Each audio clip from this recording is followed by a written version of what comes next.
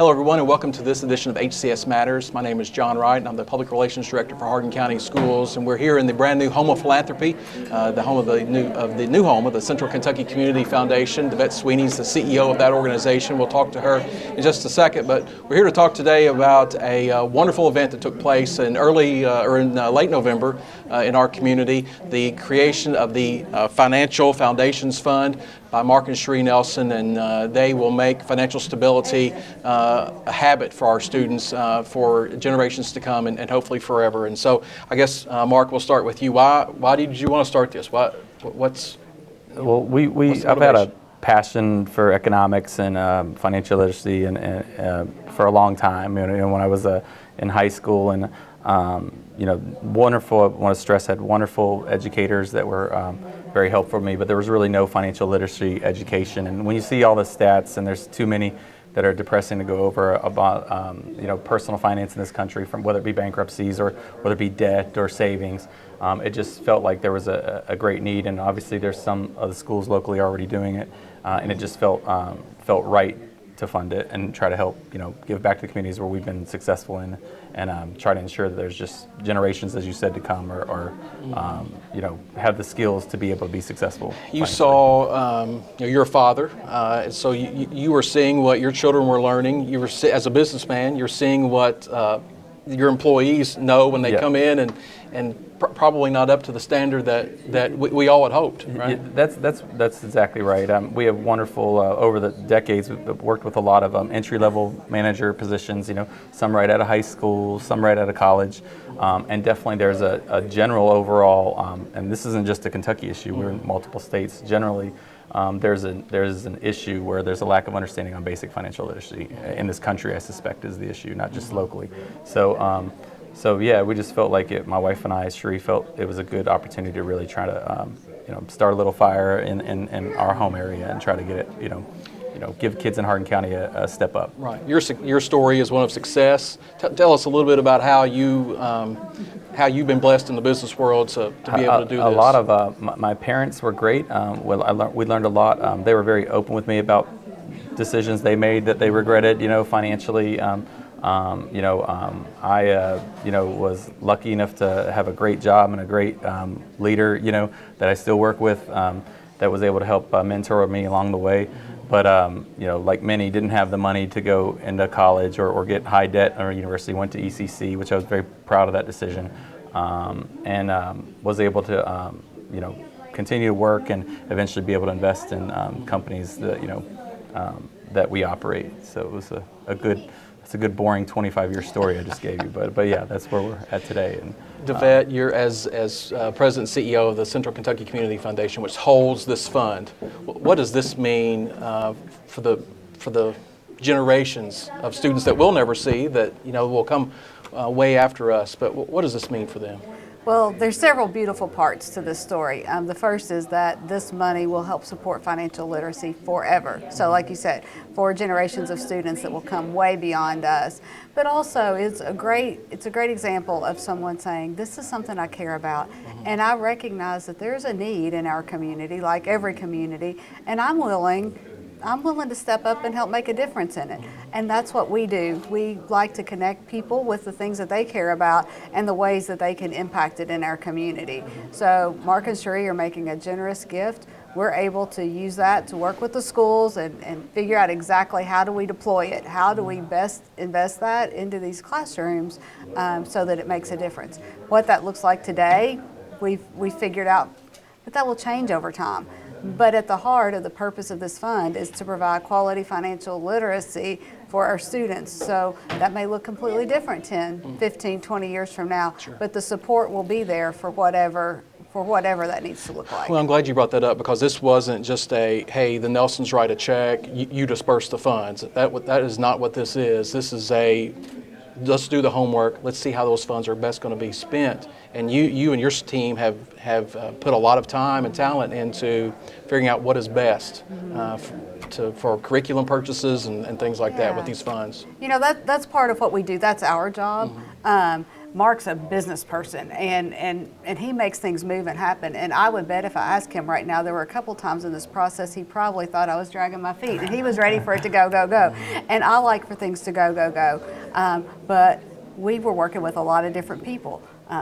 Teachers, administrators in 4 different high schools, and we wanted to make sure that they understood what this was and that they had the time that they needed to make good decisions, so that the dollars would be best invested and not just write a check and here you all find something to spend it on. Right. Because we've got a responsibility to Mark and Cherie and anybody else that may give to this fund to make sure that those dollars are well spent.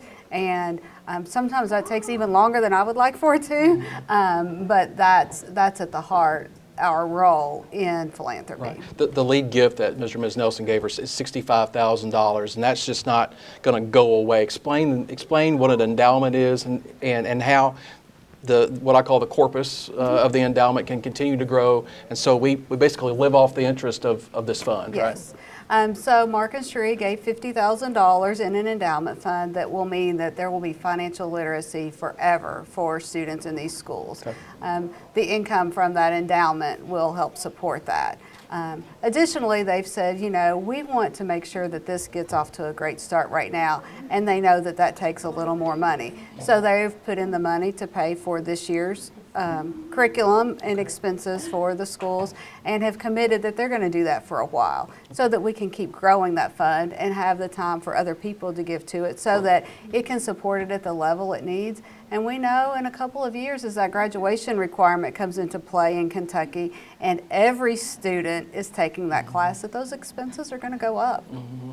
You talked about what it looks like now. And then it may change in 10 to 15 years. Talk about what it looks like now, how you're going to spend the monies from this fund. So right now we've worked with the appropriate teachers at each high school to identify what their needs are. Some of them had some materials, some needed updated materials. One teacher was already set for this school year, so great. But that channel is always open to that school. They may have needs next year or in 2 years. So we've identified what those teachers need this year and purchased curriculum, teacher resources, videos, student workbooks so that they can complete those exercises. And the beautiful thing about those paper workbooks that sometimes people think is outdated is every kid takes that workbook home. And then mom and dad get to see some of that information. And we know from years past, we hear students say, I was able to show my mom and dad this information, or they were able to read it and work through this. So that effect can multiply. So that's what we're doing this year. We funded quality curriculum for those high school teachers and filled in what they didn't have covered. Mark, talk about how important the foundation was in this process for you. Oh, it's pivotal. We couldn't have to DeVette and my close friend Gina Clear. We couldn't have done it without them. I wanted to find a way to give back to our community, and they were just perfect. I'd encourage anyone that has desires to get with the foundation. They're just wonderful folks and can help guide them. As a businessman and somebody that's hired people throughout the years and the last several years, or especially where we've seen this as a pronounced problem, what's your theory? How did we get this way? How did we? To be honest, how much time do you have? It's decades building. If you any basic economics, you'll see it's been decades building. But the lack of understanding in debt, the lack of explaining about future planning retirements and expenses and understanding inflation, these things are just pivotal for young folks to understand at a young age, especially right when they start working, even when they decide to go to college. I mean, there are financial decisions that it's broke my heart. I've seen some great employees that have majored in whatever, and they decided it's not there, or work isn't there when they got their degree, and they're basically working to pay off school debt, and it's heartbreaking. And that's just one small example. Credit card debt, I think we were just talking earlier, has reached over $1 trillion for Americans last year. I mean, there's a cycle that has to be broken, and we have to do it through education, plain and simple. So. Your children are going to benefit from this. Your grandchildren, your great-grandchildren are going to benefit from this. And so as you, as you start to as we all start to wind down in life and we see our grandchildren flourish, and I guess what's your ultimate reward? What will be the most rewarding part for this when you look back on this in 50 years? Not to sound too nostalgic, but that would be awesome to see. Hey, that kids or people I don't know say, hey, this was helpful and I was able to make good decisions, and that'll be great to see. I'd love to see stats. Devette and I were talking, gosh, you might not see something for 10, 15 years. Love to see our bankruptcy rates lower here in Hardin County. Do we give our kids a head start? My passion is to see that if you graduate in Hardin County from any of the 4 high schools, you're going to have a head start, financially, period. But not to be nostalgic, but my hope is it can catch fire to other areas, because this is a nationwide problem. I mean, this is, I'm not a doom and gloom guy. I'm eternal optimist, but we have real issues in this country with spending and debt that we're not talking about at a national level at all. It's all a great distraction. Nothing matters except the subject, in my opinion. And if we don't get serious about it, and my wife and I, we just said, finally, let's just put our money where our mouth is. Can't impact the whole country, but we're going to, start here, as best we can, But and hopefully other people that have been successful can do the same. And Devette Mark stole my phrase. He put his money where his mouth is on this. So how can others do the same thing? The beautiful thing is that people have their own passions, and we want to work with people to carry out what that is. So all it takes is a phone call or walking in the door and saying, this is what I'm interested in, this is what I care about, and we can work through a process for how to affect change in that, how to make a difference in that area. And like Mark said, we may not be able to change it on a nationwide level, but there's a whole lot to be said for making a difference right where you live and with the people that you see at the grocery store, that your kids go to school with. And we can make a difference right here where we are. It doesn't have to be, oh, well, we can't tackle this across the whole country, so there's no point. No, there is a point. We can get started.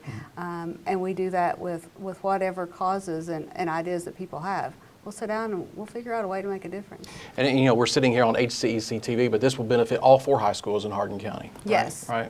That's tremendous. Well, thank you both for not only sitting down with us, but for your gift, Mark, and your family, and Devette, your foundation, you brokering the gift. We appreciate it. Appreciate it greatly. Now you're going to see some video of the announcement that we made. Actually, we did this, and we're taping this just a few days before Thanksgiving.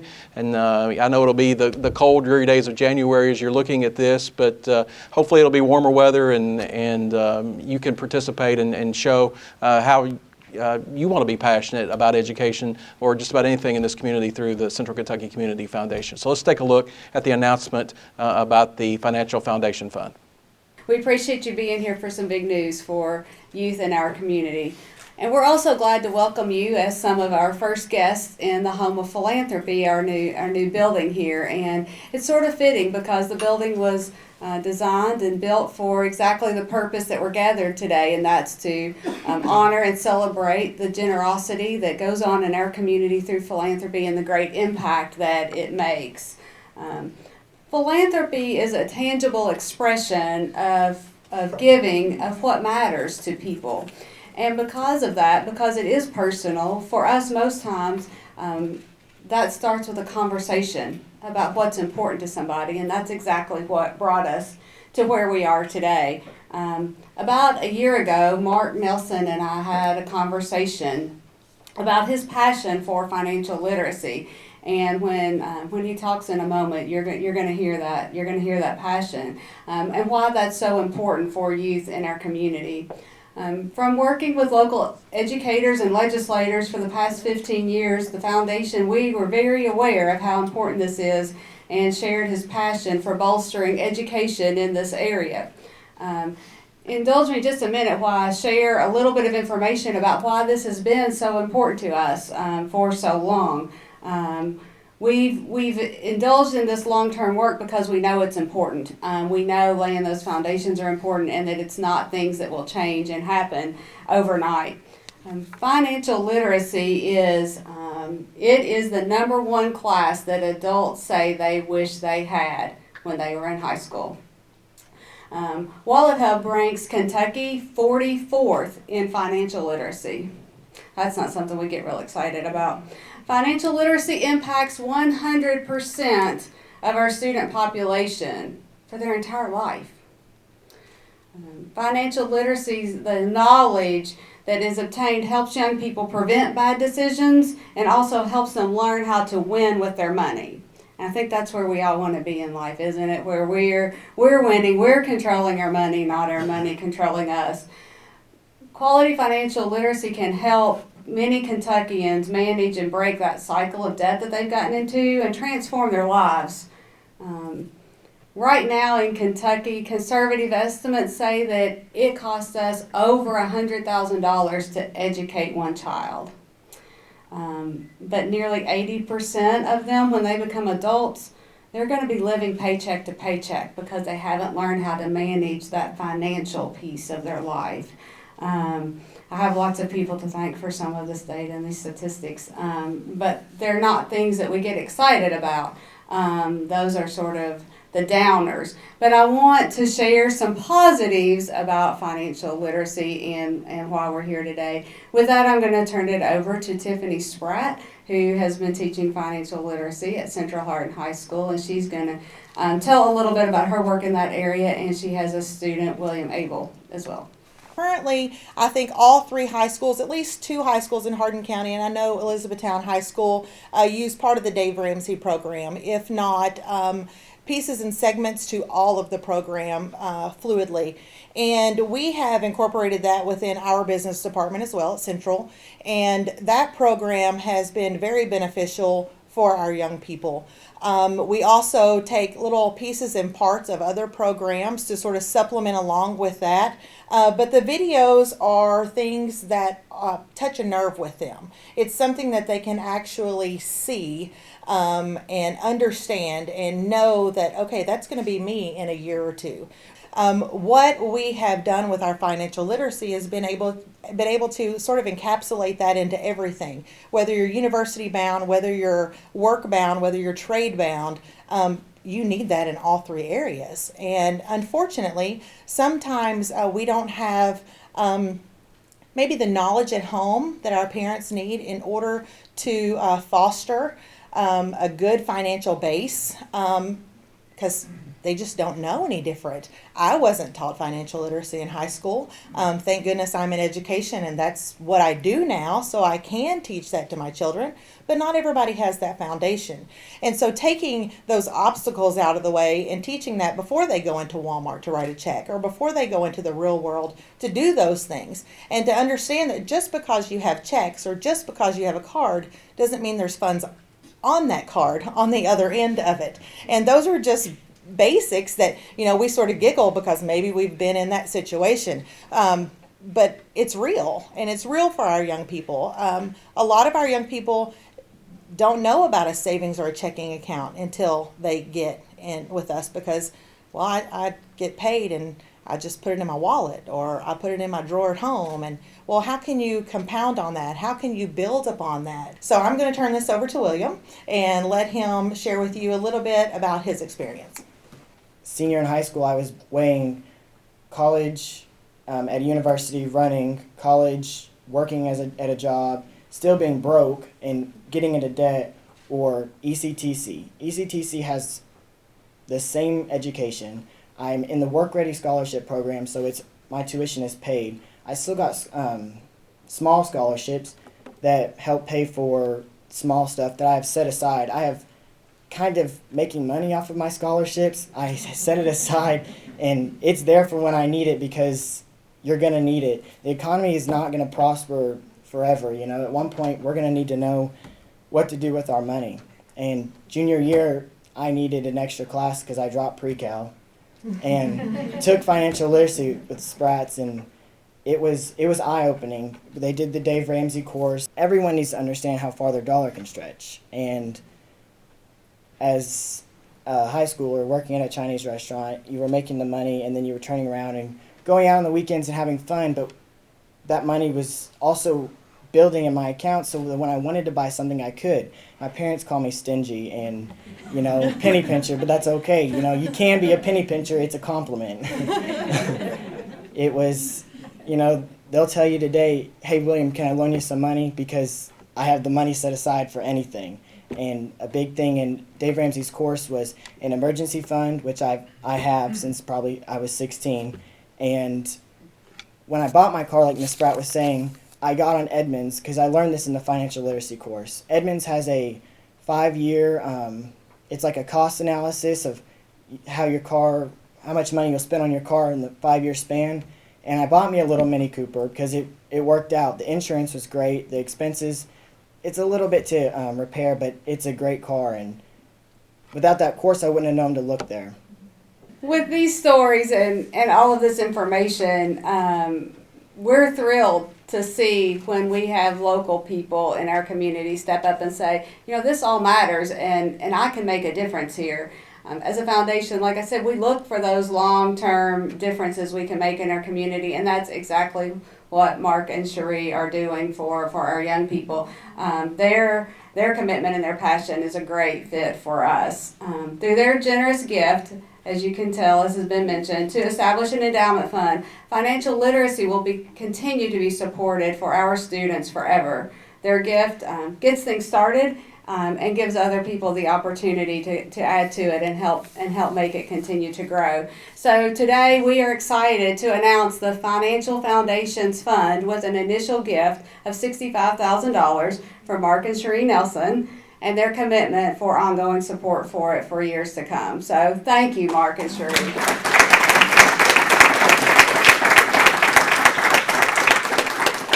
I've always had a passion for financial literacy, whether it be a macro or micro level, at a rather young age. Despite that, I graduated, like a lot of us, with rather limited knowledge, didn't have the financial literacy stuff, and it's very critical to me that I state I had wonderful educators. Wonderful teachers that could do the best they could. There's some, I know Gina and I went to school together, could mention right on the top of our head. But unfortunately, there was no real financial literacy education. I had little knowledge or understanding of how personal finance really works with the economy. And like many of us in this room, probably wish I could go back and grab myself at 18 and shake myself a little bit, particularly probably beyond finances, but on a lot of things, right? So I was blessed to start investing in things that did quite well in this community and gone into multiple states. One thing that started to hit me was notice that our brands had a lot of entry-level managers, 25, 26, sometimes a little younger, a lot of part-time kids, and we had some very talented individuals that understood how to lead, but had no idea how to budget, no idea how cost control, no idea how economies of scale, the things that were somewhat baffling to me. That was probably the first, thing in my head that started to click that something's wrong,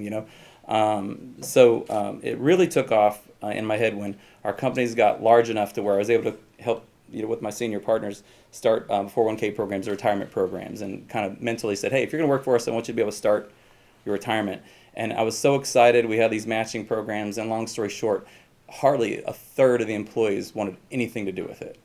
And in my mind, I'm like, what the heck's wrong here? What am I missing? And a lot of it, made sense as I thought through. A lot of them didn't participate, mostly from a lack of understanding of concepts that financial literacy, provides, compounding interest, how the markets work. They just didn't understand it, and I did find that, and we've all probably all been guilty of this. Young people have a hard time thinking 30 and 40 years out. They just don't. When the reality is, it should be the number one thing they are thinking about when it comes to finances. So it's heartbreaking to see a lot of young professionals with talent not think about their financial future. And that really bothered me. So with some forced education, or I should say focused education, but I'm glad about 90% of our few thousand employees are participating now. So beyond that, beyond personal experiences, there's just national statistics, I know some have been shared, that are just really troubling as a father and a member of community. I mean, some of them were mentioned here, but I saw in 2018, American credit card debt surpassed $1 trillion. Only 2 in 5 adults have a budget. The one that was shared here, not to duplicate efforts, but this is significant to point out, 40% of U.S. working adults do not have enough savings to cover a $400 emergency. I mean, at a time when the economy is quite well. These are concerning things, and this comes back to a financial literacy education that we have to work better on. So the issue is starting to get more attention, and it's exciting. However, I found this stat kind of interesting. Everyone's doing the 10-year challenge on social media, if those of you that shared it. So I got a nasty one, unfortunately, for us. Financial literacy from George Washington University says that 37% of adults can correctly answer 4 or 5 basic economic questions about inflation or interest, compounding interest. That is actually down from 42%. So our 10-year picture doesn't look good. It looks much worse. Further heartbreaking news is that in Kentucky, we're actually in a top 10 category we don't want to be in. It's in bankruptcies. And we have to ask ourselves that tough challenge as educators and leaders of the community. How many more of these individuals that have had a bankruptcy may not have had it if they had a little bit more education under the belt, and not knocking ones that couldn't have, but it's important to ask those tough questions. So then I was real excited, like many, the financial literacy education, the bills that are passing, and I know they're still working out some of that stuff. I was real excited, however, not sitting back, kind of understanding where we're at from a budget situation and education, realize that it's probably not going to be funded the way it should be, if not. So not just going to sit back so talk to my wife, and Sheree obviously has always been very supportive. So what we're glad to do is try to help all the 4 high schools in the county and make sure that we give back to the community that has been very good to us. So while the problem of course is much larger than the attention it's actually getting. So I really want to challenge any leader in Hardin County to make sure that we can be a real brick wall against the negative trend that continues in our society. When it comes to financial literacy, this is a good opportunity. This fund to really invest in public schools and give schools give the tools to these teachers, quite frankly, that are incredible and do so much for our kids already. It's a wonderful opportunity to show the involvement in the community for companies that operate here without just being part of a slogan that we are part of the community. Let's really make sure we do it and put our money where our mouth is. Let's make Hardin County the beginning of a movement in this great state. Let's make sure his financial literacy programs are properly funded. And I challenge business leaders and companies and employers to really help support this. We know the challenge our schools are faced with budgeting, so let's make sure we really step up in this. We all live here. We've all heard about it. We've all seen it. Let's just step up and not just complain about it. One of my big passions is that I don't want to allow a wonderful educator, like yourself, to stress about the tools he or she needs to provide education to our children, period. So to summarize, I really want to challenge other business leaders to consider this fund. For business leaders in Hardin County, let's try to get this thing going quick, and hopefully it can catch everywhere else. These students, guys, they're our future. Not just they're our customers, they're our employees, they're our neighbors. Investing in their financial future is just smart. It just makes sense. So let's try to be leaders in this financial legacy, and where we can all save a part of it. But thanks for everyone's time. I appreciate it, and we'll go there.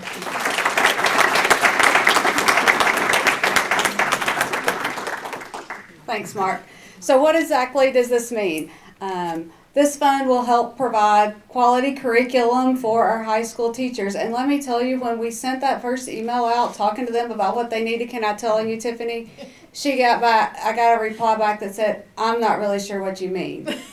I said, "We want to provide whatever you need to teach quality financial literacy in your classroom." And she said, "I don't know how to do that." And I said, "Well, yes, you do. You know how to teach financial literacy." She's like, "You mean I can buy something?